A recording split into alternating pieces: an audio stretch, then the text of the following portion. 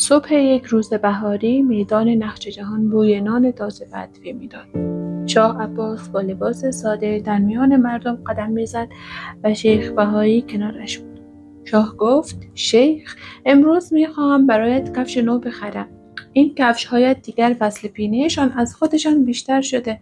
شیخ لبخند زد و گفت: قربان، کفش نو عمرش کوتاست، اما این کفش من دیگر کهنه‌تر نمی‌شود، پس همیشه همینطور میماند.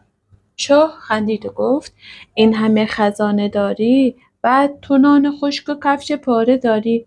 شیخ ایستاد و گفت: قربان، مردم به شاهی دل می‌بندند که دلش به مال بسته نباشد. اگر من مثل ثروتمندان راه بروم، حرفم در گوش فقیر نمی‌نشیند. رهگذری که این حرفها را شنیده بود آهسته گفت: خدایا، این مرد دلش پر از طلاست، نه جیبش.